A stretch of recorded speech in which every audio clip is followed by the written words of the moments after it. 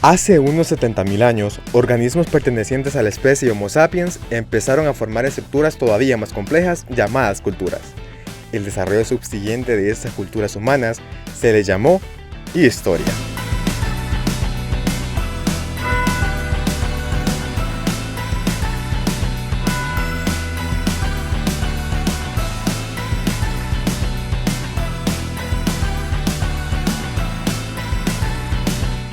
Bienvenidos y bienvenidas a ¿Qué ondas con historia? Estamos de regreso en nuestra temporada 2, capítulo 1. Y con ustedes están Sofía Córdoba. Andrew Villeda. Y estamos de regreso a lo grande. Y como nos gusta dar entradas triunfales y como sabemos que nos han enseñado muchísimo, estamos de regreso, esta vez no solo, sino con un invitado. Tenemos al maestro Alfredo Ramírez, director de la Escuela de Ciencias Sociales. Alfredo, ¿qué tal? ¿Cómo está? Muy bien, gracias Sofi, gracias Andrew, gracias también a Radio US y bueno, y al podcast, por supuesto. Claro, regresamos a lo grande. A lo grande, nosotros sabemos que nos habían estado extrañando y cómo no regresar en este mes tan lleno de historia. Siempre. En el mes en el que todos buscan a los historiadores. Sí. Y por eso estamos acá con ustedes de regreso. ¿Cuál es el tema de hoy? El tema de hoy es la conquista de Cuscatán. Exacto, porque no podemos hablar de la conquista del Salvador porque no era el territorio del Salvador. Exacto. Era el territorio actual del Salvador, pero aún no éramos El Salvador. Faltan un par de años en ese contexto para llegar a El Salvador. Así que, ¿con qué empezamos para hablar de ese tema? ¿Cuál sería la pregunta de partida acerca de la llegada de esos conquistadores a Cuscatán? Principalmente de dónde venían y quiénes eran ellos. No vamos a decir de dónde venían, ya sabemos que son españoles, ¿verdad? Sino qué territorios habían conquistado antes, quién manda a quién y por qué vienen para acá, o sea, por qué no se van para el norte, sino que para el sur. Entonces, ese va a ser nuestro punto de partida. Los españoles ya venían conquistando de la mano de Hernán Cortés y su segundo al mando, que en este caso era Pedro Alvarado, ¿verdad? Conquistan Tenochtitlán, el actual territorio de México, bueno, la capital, ¿verdad? Ciudad de México. Y por así decirlo, Hernán Cortés a su segundo le dice, mira, anda, ve que hay allá abajo, y pues se viene para Guate y todo eso. Entonces, dicha expedición parte, como ya lo dije, desde la ciudad de Tenochtitlán, el 6 de diciembre de 1523, juela, casi cae en mi cumpleaños. Soy del 3, por si me quieren regalar algo. Sale el 6 de diciembre de 1523, con Pedro Alvarado al mando, como ya lo dije, y como teniente y capitán general, y como lo habíamos mencionado, ordenado por Hernán Cortés. Pero creo que aquí algo también interesante saber, y creo que Alfredo nos puede aportar un poco más a responder un poco la pregunta de quiénes eran y qué habían conquistado antes. Este grupo, claramente no podemos afirmar que eran únicamente españoles. ¿Por quiénes estaba compuesto este grupo que hizo este camino hacia el sur para seguir bajando de, como Andrew menciona, de la conquista de Tenochtitlan en el actual México hacia el territorio centroamericano? Bueno, normalmente cuando estamos hablando de historia nos ponemos como bien serios y todo, ¿no? Pero bueno, no, creo que no es parte del programa y después de la primera temporada quedó como bien claro de que no nos vamos a poner demasiado serios. Entonces, creo que hay dos cosas importantes que tenemos que tener en cuenta a la hora de hablar de la llamada conquista, y lo voy a decir entre comillas, porque de repente hay como una leyenda rosa y una leyenda negra, claro, de las cuales a las cuales me gustaría referirme, pero previo a eso quisiera aclarar de que los españoles, este es un término muy general, pero los súbditos del Reino de Castilla vienen de una experiencia traumática, digámoslo así, una experiencia traumática desde la península, porque la península ibérica estaba poblada por musulmanes en una muy gran proporción, y poco a poco se habían ido expulsando de allá a través de guerras, ¿verdad? Unos con otros.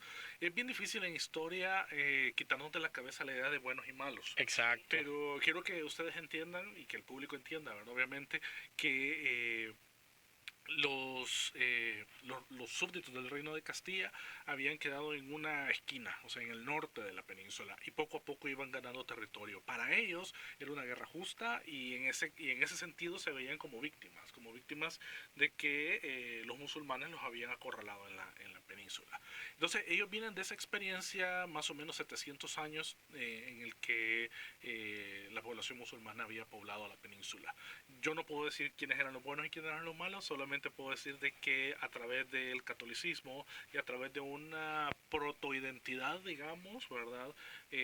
Los súbditos de Castilla empezaron a reconquistar la península. Esa experiencia previa la van a aplicar acá en América, obviamente, ¿verdad? Entonces, cuando los primeros exploradores, porque al inicio son exploradores, llegan al Caribe, se dan cuenta de que hay tierra firme. Entonces tienen esa información o esa sospecha de que hay un continente a un lado. Cristóbal Colón muere pensando que ha llegado a Japón, piensa que ha llegado a Asia, ¿verdad? Vive el anime. Sí, Cristóbal Colón en ese sentido. Cristóbal digamos, Colón el primer otaku. Puede ser. No, pobrecito, murió engañado. Andaba obsesionado, o sea, él estaba obsesionado porque obviamente él había prometido llegar a Oriente, ¿no? Sí. Y todo lo que le estaban pagando y todo lo que le estaban financiando era con esa, digamos, con ese objetivo en mente. Entonces, al final, cuando los demás españoles se dan cuenta de que no habían llegado al Asia, sino que habían encontrado un nuevo continente, empezaron luchas entre los que llamamos conquistadores. Entonces, por ejemplo, el gobernador de Cuba no quería que nadie hiciera exploraciones a tierra firme. Entonces, Hernán Cortés se roba unos barcos, se va para tierra firme, llega, funda Veracruz y quema los barcos para que nadie se regrese. Entonces, de ahí pues ya empieza todo el proceso de conquista de, del centro de lo que actualmente es México, ¿verdad? O sea, la ciudad del México DF, ¿verdad? La ciudad de Tenochtitlan. Entonces, después de eso, durante los meses, par de años que los españoles están ahí, experimentan varias batallas, y en algunas de estas batallas Pedro de Alvarado sobresale como uno de los más importantes soldados del grupo, ¿no? Ahora, hay que entender algo, siempre hay una pregunta que surge: ¿cómo es posible que un puñado de españoles hayan conquistado todo un continente con millones de personas? Y aquí vienen cosas que de repente cuesta un poquito explicar. Número uno, las enfermedades. Los grupos indígenas no tenían defensas para el catarro común, para la viruela y para otras enfermedades. Claro.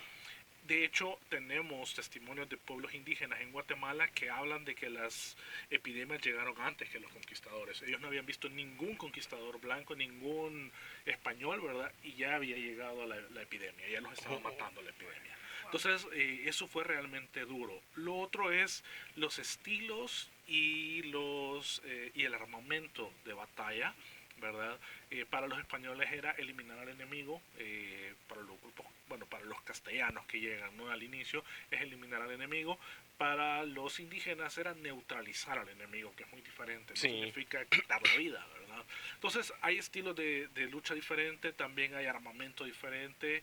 Ya los europeos traen pólvora, traen hierro, por supuesto, ¿verdad? Acero, espadas toledanas, ¿verdad? Que cortan el cuerpo por mitad, y además de eso hay cierta tecnología de la guerra, digámoslo así, que ambos bandos van a utilizar. Pero algo que se ha descubierto recientemente, y diría yo que quizás en los últimos 20 años se le ha dado énfasis, es que el grupo de españoles efectivamente era pequeño. Entonces, ¿qué es lo que hacían ellos? Establecían alianzas político-militares con grupos indígenas. Y lo que hacían era aprovechar una guerra civil, una guerra sostenida que había entre diferentes grupos étnicos. Y aquí es donde se complejiza todo esto, porque cuando nosotros decimos españoles, suponemos que todos vienen de España, ¿verdad? Y son del Barça y el Madrid. Entonces, suponemos que son está pegando fuerte. Son los de hoy, y nada que ver. O sea, en esa época no existe España, no existe un sentimiento de nación. Lo que existe son los reinos: el reino de Castilla, el reino de León, el reino de Navarra, ¿verdad? Y el rey es el que le va dando unidad a estos reinos. Entonces, los castellanos entienden la unidad política a partir de la anexión de reinos. Por eso es que nosotros nos llaman el reino de Guatemala, porque la única entidad política que ellos entienden es el reino. Entonces, Pedro de Alvarado, no Pedro de Alvarado, le llamamos el clan Alvarado, que es Gonzalo de Alvarado, Jorge de Alvarado, Pedro de Alvarado, ¿verdad? Llegan al sur de México, y el testimonio que tenemos más exacto es el de Cuauhtémoc, es un pueblo al sur de México, donde su símbolo es el águila. Entonces ellos hacen una alianza, digo, europeos y cuauhquetoltecas hacen una alianza, y a partir de esa alianza empiezan a viajar hacia el sur. ¿Quién marca el territorio? ¿Quién dice por dónde deben de ir? Obviamente son los indígenas, porque los españoles no conocen, ¿verdad? Obviamente Claro. no tienen ni idea para dónde ir. Entonces, quien los va guiando no son los indios auxiliares, como lo ha dicho la historiografía clásica, sino que son sus aliados iguales. Y quiero dejar esto bien claro. Para el testimonio indígena, la conquista se hace entre iguales, o sea, son indios conquistadores, así se conocen Exacto. ellos, y le piden al rey de España, después de todo este proceso, le piden que les pague por los servicios que le han dado en la conquista. Ah, sí. Entonces, no es una cuestión, de repente uno dice, que no fueron los españoles. No, no fueron los españoles, fueron 5.000, 6.000 tlaxcaltecas, quecholtecas, zapotecas, mixtecas que venían con ellos y que atacaron a los pueblos mayas de Guatemala, ¿no? De lo que actualmente es la península de Yucatán y Guatemala y parte del Salvador. Entonces, hay que entender que los conflictos entre los pueblos indígenas fueron anteriores a la llegada de los europeos. Entonces, esos conflictos fueron los que ayudaron, en parte, a la conquista del territorio que hoy conocemos como El Salvador. Sí, y bueno, hablando de este señor, don Pedro de Alvarado, bueno, algunas fuentes lo citan como Diego de Alvarado, porque él así firma una carta que le envía Cortés. Y vamos, ustedes imagínense, ver a un señor, ojos de color, alto, 2 metros, Guapo. siempre he dicho eso. Es que yo, de verdad, creo que desde la temporada pasada, creo que ya conocí mi crush con Pizarro, Ajá. pero de Alvarado Digo, hermano, también quítate de ahí. está ahí un poco a la par. O sea, yo creo que esa es otra cosa que es muy interesante y creo que el momento de hablar de estos procesos de conquista es muy interesante hacer el juego porque tal vez las fuentes no nos permiten llegar hasta ese punto y tal vez uno queda a la especulación porque no podemos afirmar que son hechos Sí. y solo nos queda un poco como lanzar ideas de cómo pudo haber sido sin afirmar que así fue, de cómo fue ese proceso de ver personas que son muy diferentes físicamente, inclusive ahora uno con acceso a internet y todo se sorprende cuando ve una persona con rasgos asiáticos que no son comunes ver entre los salvadoreños. No me imagino también cómo fue ese proceso de esa generación de alianzas. Obviamente también acá tenemos en juego el tema de los intérpretes, porque obviamente Sí. no hablaban el mismo idioma. Entonces creo que durante los procesos de conquista es un punto que tal vez queda un vacío ahí nada más de pensar y lanzar ideas de cómo pudo haber sido esto. Y hablando de él, aquí, bueno, vamos a usar fuentes y como saben, siempre la bibliografía va a estar a su alcance para que la quieran leer. Nuestro Instagram. Síganos. Perdón, la promoción. El célebre cronista español Bernal Díaz del Castillo describe a Alvarado de la siguiente manera en su obra La verdadera conquista de la Nueva España. En todos los sentidos, su cuerpo estaba bien proporcionado, su andar era noble, sus rasgos eran muy agradables y su forma de expresarse era amable, de modo que siempre aparecía una sonrisa en su rostro. Yo describo en el que me gusta. Pero, algo así, pero no se dejen engañar, porque Pedro Alvarado ha sido de los conquistadores más crueles, creería yo. Efectivamente. Y pues pasamos al siguiente punto. Que es la llegada al territorio actual de El Salvador, de que, comienza todo ese camino desde la costa sur de México, vienen a entrar al territorio que es ahora el territorio guatemalteco, justamente para 1524, que justamente este año estamos, no sé cómo llamarlo, conmemorando Sí. 500 años de ese acontecimiento. Entonces, pues obviamente no es un camino fácil, hay resistencias, entonces después hay muchos relatos que acá nace un poco el tema de Atlacat, que como ustedes ya saben, nosotros ya hemos hablado de Atlacat y de su no existencia en la temporada Cuidado. anterior, pero por acá sí sale otro actor importante que es Tecún Umán, Ajá, de que Guatemala. es un guerrero indígena que creo que El Salvador intentó replicar un poco con Atlacat, pero en tema de fuentes creo que al final eso no resultó y pueden ir a nuestros episodios de la temporada pasada y ver un poco acerca de cómo se generó este mito de Atlacat. Entonces en Guatemala sí sucede algo muy parecido con Tecocumán, que al final es un guerrero indígena y que pues le hace un poco ahí la resistencia como todos los pueblos por los que pasa todo este grupo que venía del sur de México, entonces llegan a El Salvador.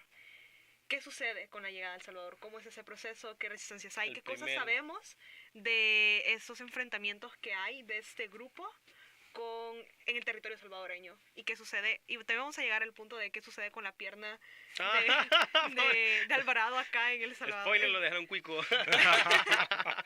Bueno, de hecho, la batalla con Tecungumán es interesante. Digo la batalla porque realmente es más como un enfrentamiento. Y bueno, de nuevo, insisto con que no existe en El Salvador ni Guatemala ni nada de eso, ¿verdad? Debemos de ver, o más bien los historiadores vemos esta parte como la conquista desde el norte, así le llamamos. También hay una conquista desde el sur. Y la historiografía del siglo XIX y más atrás incluso, ¿verdad? 18-19, obviamente estaba enfocada en los grandes personajes. O sea, uno de los grandes objetivos de los historiadores de antaño, los clásicos, ¿verdad? Era encontrar esos grandes hombres, los grandes hombres de la historia. Hoy nosotros no hacemos historia de esa forma, pero en aquella época sí. Entonces tenemos de un lado a Pedrares Dávila, que viene desde el sur, y tenemos a Pedro de Alvarado, que viene desde el norte. Creo que nos alcanza para otro podcast ese choque que tuvieron ahí en Honduras y ese relajo que hicieron. Sí, hicieron ahí un choque, digamos, entre conquistadores. Incluso ahí la cápsula, ¿verdad? Por eso se funda San Miguel. De la Frontera. San Miguel de la Frontera, hasta ahí. Hasta ahí. Pero Sí. sigamos con... Bueno, entonces, ¿qué pasa? Tecungumán, por ejemplo, es también un mito, no es real, ¿verdad? Lo sentimos, hermano, cualquier cosa. y la razón para hablar de él es porque hay relatos de la conquista. Entonces, Fuentes y Guzmán, más o menos siglo y medio, un poco más de siglo y medio después, más de 150 años después de la conquista de Guatemala, empieza a hablar de ese proceso, ¿verdad? Y entonces él dice, bueno, se cuenta o dicen, ¿verdad? La tradición, y en este punto Fuentes y Guzmán es muy claro, él está escribiendo en 1680, 90, por ahí. Entonces dice, bueno, realmente dice cuando Pedro de Alvarado llega y se enfrenta con con el ejército quiché, ¿no? Se enfrenta con un guerrero que supuestamente se llama Tecún. Nada más, no dice nada más. Y dice que este guerrero se convierte en una especie de águila gigantesca y empieza a volar por los cielos. Y entonces desde el cielo ataca a Pedro de Alvarado. Pedro de Alvarado desde su caballo agarra una lanza, dice, y se la tira. Y con la fuerza y con el pulso de pegarle directo en el corazón. Entonces le pega a esta ave gigantesca que está volando, que dice por cierto que es plumaje verde, por lo cual suponemos que es un quetzal gigantesco, y cae al piso. Cuando cae al piso el ave y lo van a ver, resulta que es Tecún hecho hombre de nuevo y con la lanza atravesada Es en una el escena pecho. muy de anime. O sea, No, perfectamente lo puedo está visualizar. bien. O sea, de verdad, un anime de eso sería increíble. Y por cierto, incluso cuando dice un águila volando, yo me imaginé, perdón, el himno del águila. Desde el cielo, un águila más. O sea, bueno, No, tantas pero- cosas que lo llevan a uno a Sí, pensar. y bueno, y entonces hay que estar conscientes de que los historiadores antes fueron críticos sobre estas fuentes, o sea, no es que se la creyeran, pero claro, su labor era repetirla, ¿verdad? O registrarlas.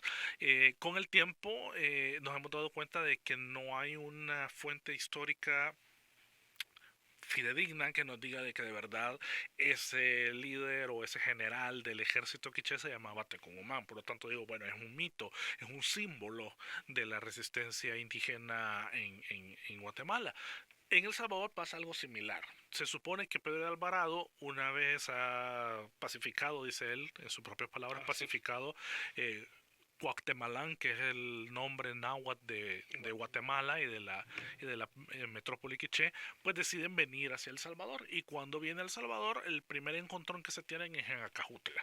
O sea, en Acajutla Alvarado llega a esa zona y encuentra una región plana, o sea, una zona plana. Y de un lado de esta zona están el ejército de Cuscatlan, suponemos, y del otro lado vienen los europeos. Ahora, los europeos, como yo había dicho, ¿verdad? Vienen con personas de habla náhuatl del sur de México y también traen siervos, ellos les llaman siervos o criados afroamericanos. Entonces ya hay también población africana o afrodescendiente que ha crecido en la península, que ha nacido en la península, pero que son de piel morena, que vienen con ellos. Y que de hecho los relatos indígenas también llaman la atención sobre la piel oscura de esta gente, porque nunca los habían visto, ¿verdad?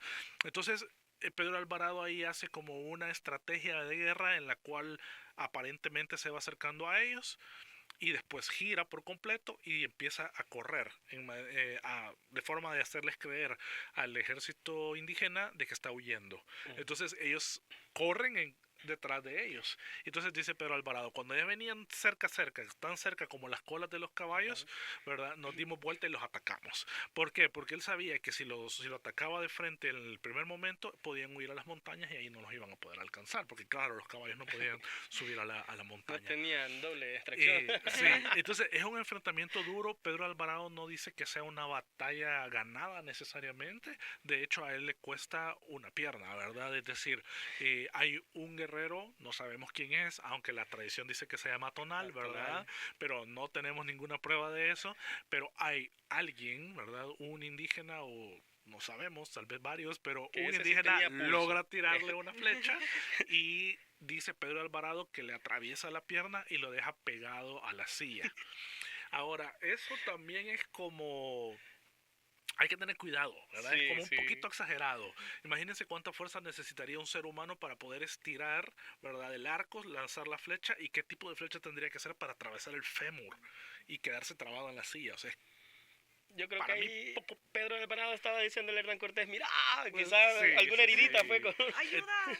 Y recuerden también que en la parte de enfrente de las piernas ellos traían armadura de metal. O sea que ahí por mucha fuerza que haya tenido un indígena, lo más que le pudo haber hecho es un morete. Ahora bien, la parte de atrás no. Lo que suponemos entonces los historiadores, a partir del relato del mismo Pedro Alvarado, es que le ha de haber cortado o herido el muslo por la parte de atrás y lo dejó trabado en la silla agarrándole el pantalón o bueno, más bien lo que usaban, era una especie de calzones que ellos usaban, ¿no? Entonces lo dejó pegado a la silla en el sentido de que la ropa quedó apretada. Recuerden también que tenemos una arteria. Si la flecha hubiera cortado la arteria de la pierna, pues se muere en el momento el conquistador, y se ¿no? supone que le quedó una pierna más larga que otra. Y él dice específicamente 4 dedos de diferencia. Así dice él. Que me quedó la una pierna más corta que la otra, dice. Bien 4 dedos.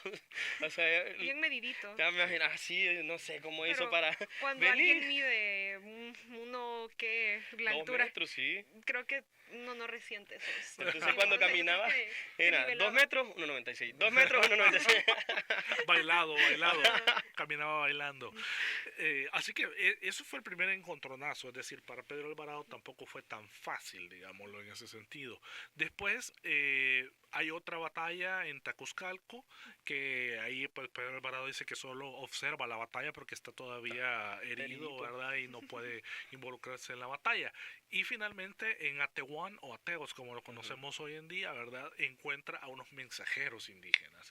Y esos mensajeros indígenas supuestamente le llegan en paz, ¿verdad? Hablan con él y le dicen de que ya va a llegar a la ciudad más importante, que es Cuscatán. Y entonces, por cierto, si se dan cuenta, no estamos diciendo Cuscatlán, sino que estamos usando Cuscatán, que es como el nombre más cercano al original.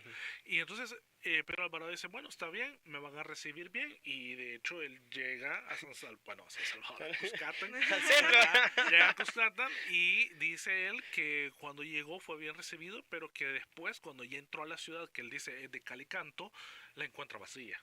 ¿Qué quiere decir con Calicanto? Está diciendo de que son básicamente paredes blancas, ¿verdad? La ciudad está llena de paredes o está flanqueada por paredes blancas.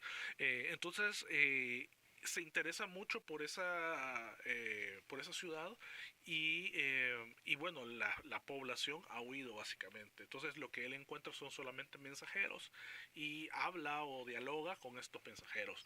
Cuestión que se vuelve un poco difícil porque obviamente, ya lo decía Sofía, necesitaba intérprete, ¿verdad? Alguien que estuviera traduciendo todo el tiempo, porque los españoles ni en ese momento ni en adelante se interesaron por aprender náhuatl, a excepción de la orden franciscana, que ellos sí van a aprender náhuatl, ¿verdad? E incluso en Ciudad de México, cuando ya la están construyendo Ciudad de México como tal, establecen por supuesto el Colegio del Tlatelolco, que es una universidad para la élite indígena, ¿verdad? Y que tarde o temprano ese proyecto la misma corona lo va a cortar, ¿verdad? Pero digamos los franciscanos y otras órdenes sí van a estar bien interesadas en el bienestar de la población indígena. No es cierto que los españoles sean todos malvados. Claro, claro. Y respecto a la llegada de Cuscatán, quería yo también leerles algo sobre la carta que Pedro Alvarado le envía a Hernán Cortés. Ayer lo estaba releyendo y todo, y estaba un amigo cerca y empecé, mire, oiga esto, y empiezo y me dice, juela, me tan así éramos, o sea, pero eso es cómo se identifica, ¿verdad? Este, los mensajeros que Alfredo menciona, pues le dicen, ya vamos a hacer sus vasallos, saben, paz, usted llegue, ahí hay fiesta, todo, hay pupusas, nada, mentira. Este, él les dice, ¿verdad? Que en la carta de que no, que regresen, pues, les manda a decir que yo no les iba a hacer guerra ni a tomarlos. Ni a tomarles lo suyo, sino a traerlos al servicio de Dios nuestro Señor y a su majestad. Enviáronme, así dice la carta literalmente, ustedes la pueden ver, pero poniéndole así, vea. Enviaron a decir que no conocían a nadie, que no querían venir, que si algo les quería, que allí estaban esperando con sus armas. O sea, Se fue como de, no me interesa, vengan. No sé si han visto, no sé si alguien ha visto 31 minutos, sí. esa escena de Juan Carlos Bodoque que le dice, no sé quién es usted, ¿cómo se llama? No, primero, ¿quién es usted? Segundo, usted no es mi amigo. Tercero, no me importa. O sea, Algo- básicamente algo así fue. Pero me gusta la lucha que hay, no lucha, no sé. Pero no, es que Pedro Alvarado siento que es bien exagerado a veces. Y Yo como creo le que está era diciendo, parte de... y como la carta van para su jefe, pues entonces como que quizás esa herida en la pierna, una incapacidad quería, va, entonces y Recuerden de que nosotros no tenemos ni idea del impacto que pudo generar ese encuentro, ¿verdad? Es decir, hoy en día nosotros vamos a otros países, nos encontramos con gente que habla otros idiomas, que físicamente son muy distintos a nosotros, pero sabemos que son seres humanos. O sea, tarde o temprano sabemos que son personas iguales que nosotros, ¿verdad? Eh, pero en esta época, en este momento, los castellanos no tenían ni idea de lo que se estaban encontrando enfrente, claro. ¿verdad? Y obviamente los grupos indígenas, y en este caso concreto los cuscatlecos, tampoco tienen idea de lo que están viendo. Ahora, hoy en día, nosotros hemos nombrado a estos pueblos indígenas, por ejemplo, los nonualcos, los cojutepeque, los izalcos y los cuscatlecos, a partir de lo que creemos era su nombre o Sí. cómo ellos se autodenominaban. Pero, digamos, los cuscatlecos no tienen idea quién es Dios, es decir, el concepto de Dios que Exacto. tenemos en Occidente. Ojo que hay un montón de dioses a lo largo de la historia y Así. obviamente los pueblos indígenas tenían sus propias deidades, pero no conocían al Dios de la tradición judeocristiana, al Dios católico. Tampoco sabían que era un rey en el término del absolutismo europeo del siglo XVI, XVII, ¿verdad? Que, bueno, que se está formando ese absolutismo aún. Entonces, claro, para el indígena es terrible porque vienen y me dicen, aquí te mandan saludos, bla, bla, bla, y y le vas a hacer caso a papá. ¿Sabes quién es esta gente? O sea, yo no tengo ni idea de quiénes son, ¿verdad? Y por qué me los estás poniendo enfrente. Entonces, había un documento, de hecho, y esos documentos existen todavía, que es el famoso requerimiento. Era un rollo de papel que los españoles extendían y se lo leían a los indígenas en español. Y claro, el indígena no tenía ni idea de lo que le estaban hablando. O sea, era como bla, bla, bla, bla, bla, bla. Y ellos decían, vaya, sí, ¿verdad? Está bueno, pero no entendían, ¿verdad? Entonces, esa es una parte que nosotros en historia hoy en día tratamos como de profundizar, o sea, la importancia del lenguaje, pero más allá del lenguaje, de los conceptos o de los significados de las palabras y cómo los seres humanos las asimilamos. Entonces, claro, decir, no, es que sí habían reyes en el periodo prehispánico, sí, pero no era como los reyes Exacto. O europeos. sea, era algo diferente. O sea, nosotros los nombramos como reyes para entender cómo era su figura, porque era muy parecida a los poderes que tenían los reyes y los reinados en Europa, pero no eran reyes. Es como el faraón. ¿Por qué le decimos, Ah, por qué sí. le seguimos diciendo faraón a los faraones? Porque queremos diferenciar la cultura egipcia de la cultura europea, ¿verdad? Exacto. Entonces, faraón, ¿qué significa? Significa rey, pero no le decimos de esa forma porque queremos dejar claro que estamos hablando de la cultura egipcia. Sí, y allá tenemos también el Tlatoani. Acá tenemos tlatoanis, tenemos señores, tenemos caciques, ¿verdad? Y también tenemos el Calpuy, que es una organización político-social única para nosotros, para los pueblos de Mesoamérica, ¿verdad? Que tampoco los españoles entendían. O sea, aquí hay que fijarse, ¿verdad? Que Sí, lo- ninguno de los dos se van a entender completamente, ¿verdad? Entonces, Eso me recuerda a es muchas difícil. relaciones. Ahorita no. No, Y dice, ya para terminar, voy a leer otro fragmento de Pedro Alvarado, perdón, que después de que le dijeron eso, o sea, así como que aquí te estamos esperando venir, él manda unos mensajeros y él dice, y a esto ni volvieron los mensajeros ni respuesta de ellos. Y como vi su dañada intención y porque aquella tierra no quedase sin castigo, envié gente a buscarlos a los montes y sierras. O sea, como que, pero cuando le dije a mi amigo, enviaron a mensajeros y ni modo, pues, ni volvieron No ellos y el volvieron. mensaje está claro. Ay, Sí, no, yo creo que algo también que si han visto, hemos estado redondeando es acerca de las fuentes y creo que es algo que pues nosotros del lado de historiador pues sabemos muy bien cómo se construye la historia más o menos y dónde buscar al construir algo que pasó hace 500 años. exacto. Pero creo que el resto del mundo es como de cómo rayos sabemos esto. O sea, de dónde nos están diciendo que lo que nos están contando en esos 20 minutos de podcast no es paja.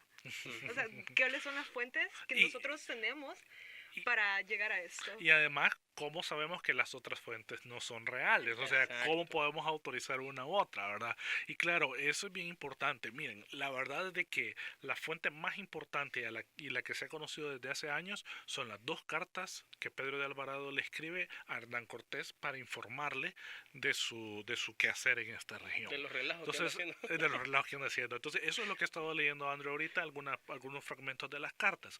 Eso es, digamos, la fuente directa de una persona que existió hace 500 años, ¿verdad? Y que realmente fue un protagonista, uno de los protagonistas. Sí.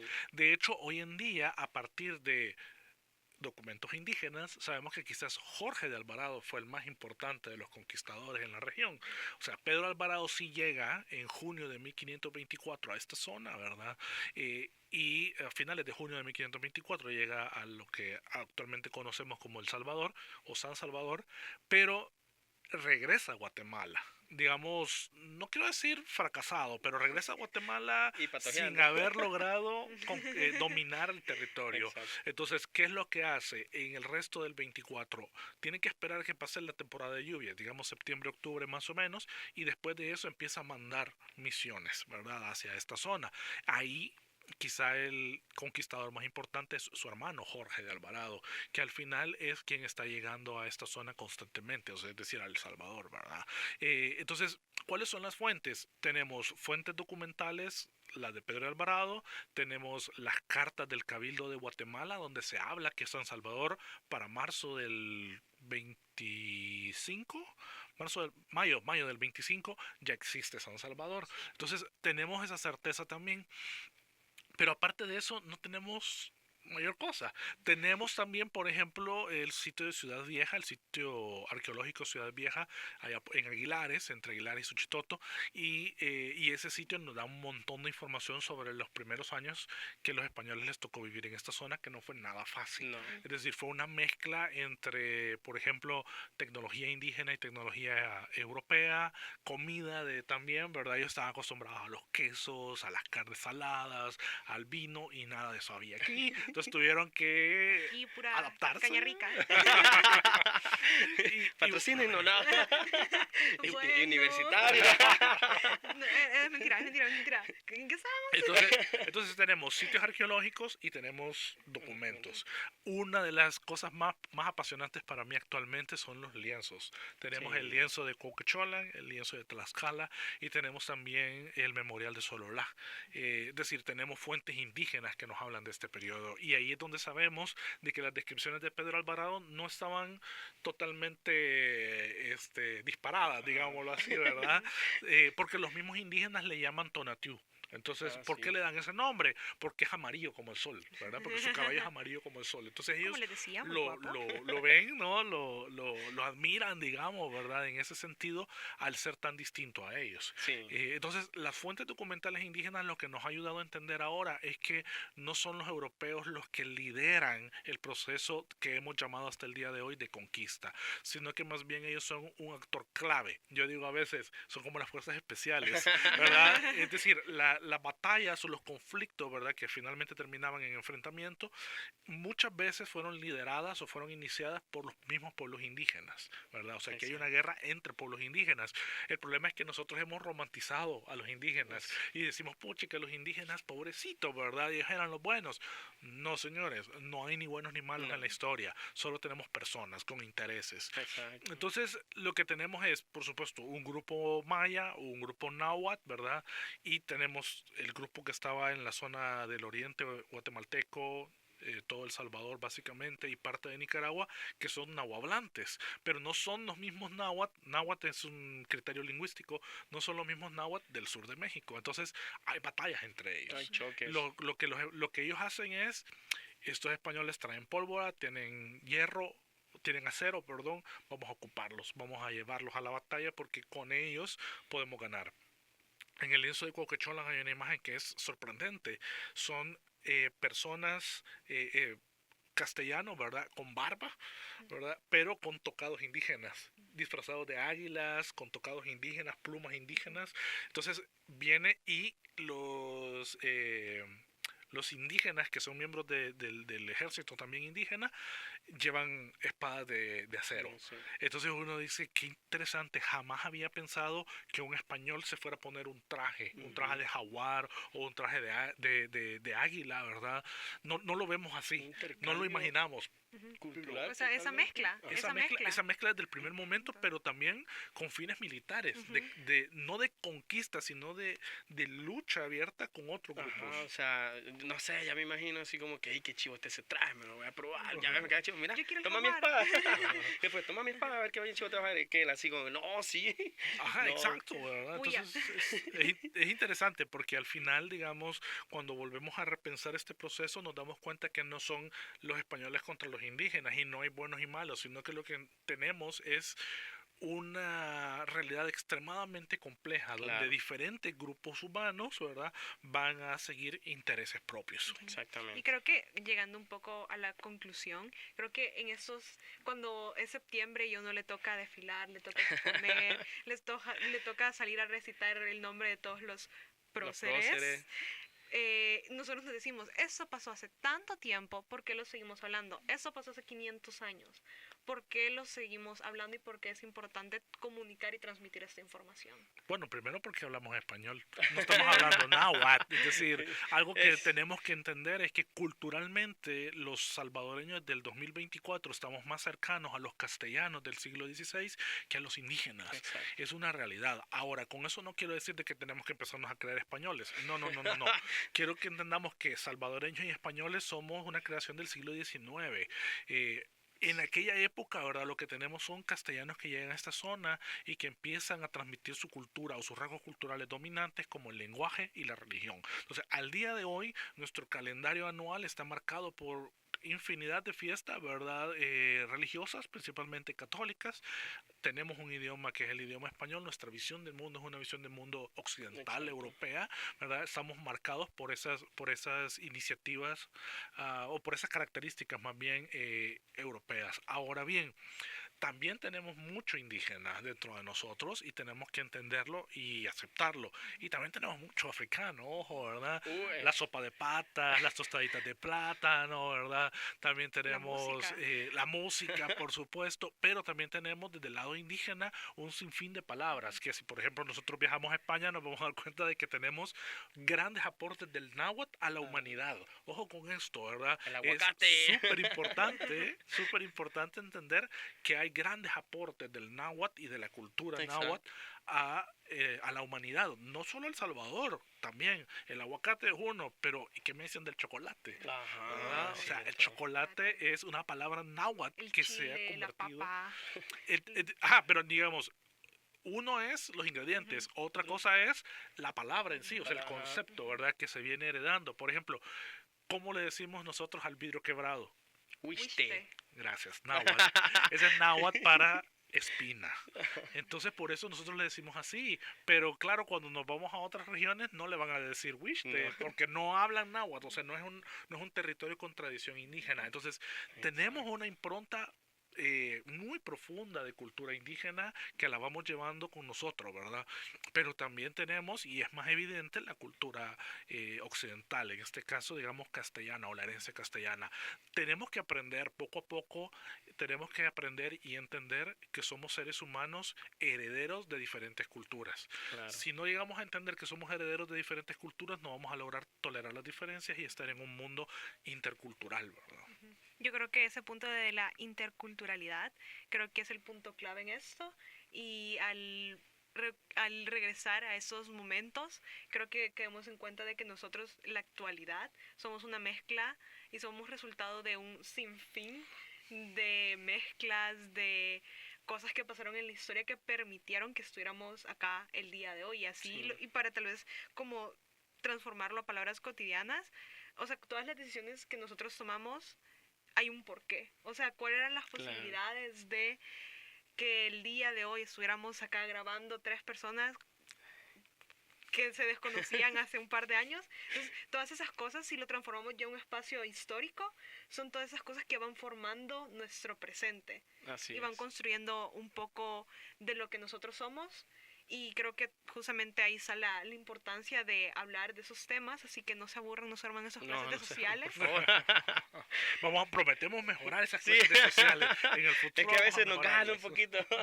Sí, yo sé que estar a las 2 de la tarde en una clase con 35 personas con un ventilador que no funciona, escuchando cómo Pedro de Alvarado llegó a El Salvador, porque así dice el libro que llegó a El Salvador, Ah, puede, sí, sí. puede llegar a ser tedioso, pero les prometemos que la historia es mucho más divertida, Sí, mucho más claro. interesante, mucho más chistosa de lo que muchas veces nos han enseñado. Claro, Y aquí claro. estamos cumpliendo el cometido de demostrar eso en esta segunda temporada, Segunda temporada. siendo este el primer episodio. Así que esto fue ¿Qué ondas con los 500 años de la llegada de los conquistadores? Si los podemos llamar de esa manera, al territorio de Cuscatlán. Exacto. Los invitamos a que se mantengan atentos a todas nuestras redes sociales, TikTok, Facebook e Instagram, como @que ondas con la historia. Ya recuperamos el Sí, ya sí. recuperamos el nombre de Instagram. Sí, sí, ¿Cómo sí, era? ya está como ¿qué ondas con la historia? Ya no es ese punto guión bajo, es ¿qué ondas con la historia? En todas nuestras redes sociales. Y obviamente también sigan apoyando no solo este podcast, sino todo el contenido que genera YSU, su radio universitaria. Pero antes de terminar, no olviden que Recuerden, quien no conoce su historia quedará patojo por una flecha. con 3 dedos de diferencia de una pierna con la otra. Así que será hasta la próxima. Gracias. Gracias.